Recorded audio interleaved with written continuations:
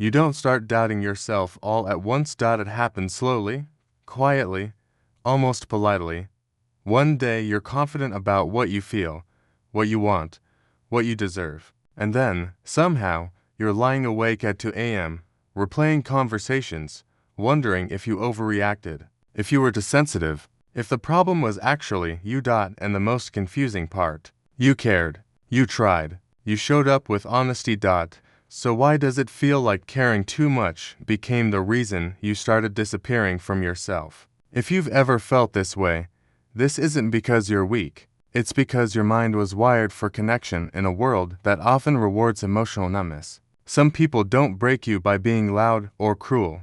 They do it by quietly making you question your own reality. And people who care deeply are the most vulnerable to that kind of psychological erosion. People who care too much usually don't see it as a flaw. For them, caring is natural, automatic. It's how they love, how they listen, how they exist. You notice changes in tone. You sense discomfort before words are spoken. You carry emotional responsibility like it's your job. Somewhere early in life, your nervous system learned that being attentive, empathetic, and emotionally available was the safest way to stay connected, and for a long time, it probably worked.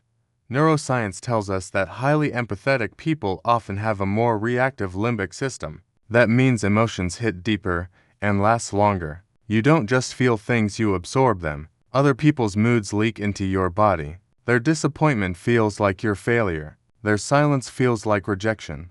And when someone toxic enters that emotional ecosystem, they don't need to attack you directly. All they have to do is subtly withdraw validation.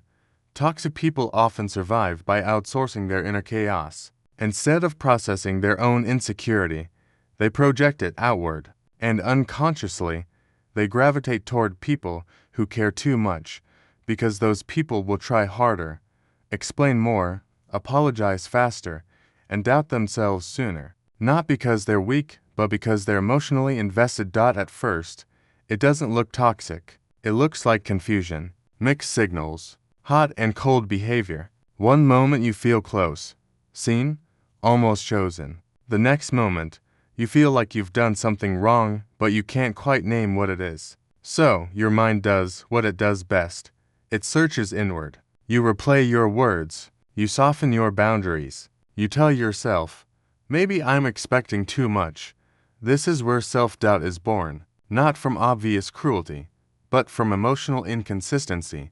Psychologically, the brain hates uncertainty more than pain. When affection becomes unpredictable, your nervous system stays on high alert. Dopamine spikes during moments of approval, then crash during withdrawal. This creates an emotional addiction loop. You start associating your worth with their reactions, and slowly, your internal compass stops working. You stop trusting what you feel unless someone else confirms it.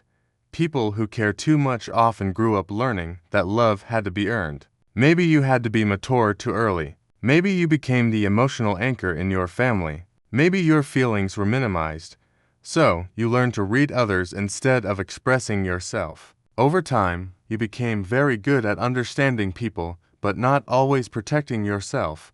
There is a beautiful side to this. Your depth, your loyalty, your ability to love without keeping score. You feel deeply because you are alive, present, and human. In a world that often avoids vulnerability, you bring warmth where there is emotional coldness. That is not something to be ashamed of, but there is also a shadow side.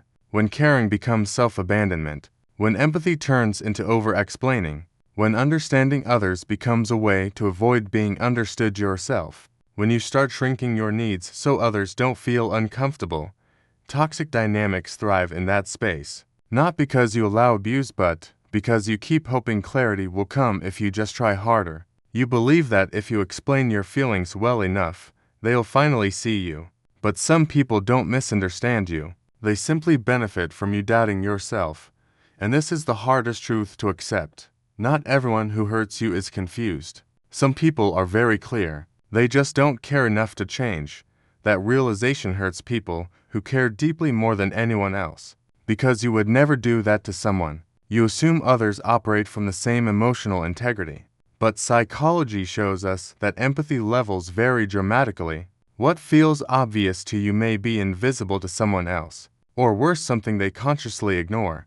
The moment you start healing is not when you stop caring. It's when you stop confusing caring with self-erasure. When you realize that your sensitivity is not the problem, unreciprocated emotional labor is. Healthy relationships don't make you feel like you're constantly auditioning for reassurance. They don't require you to doubt your memory, your feelings, or your worth.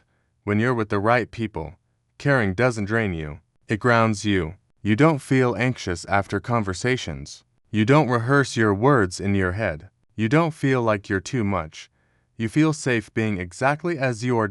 And maybe the deepest shift happens when you stop asking, "Why do they make me feel this way?" and start asking, "Why am I still trying to prove myself here?" That question ain't meant to shame you. It's meant to wake you up, because people who care too much often don't need to learn how to love better. They need to learn how to choose themselves without guilt, to trust that their emotions are signals, not inconveniences, to understand that being kind doesn't require tolerating confusion, neglect, or emotional imbalance. You are never too sensitive. You are just in environments that benefited from you not noticing your own pain. And maybe tonight, instead of questioning your worth, you let this thought sit with you. What if the part of you that cares so deeply ain't what needs fixing, but what needs protecting? If this resonated, don't rush to change yourself. Just notice. Notice where you feel calm. Notice where you feel small. And ask yourself, quietly and honestly, who am I when I stop trying so hard to be understood?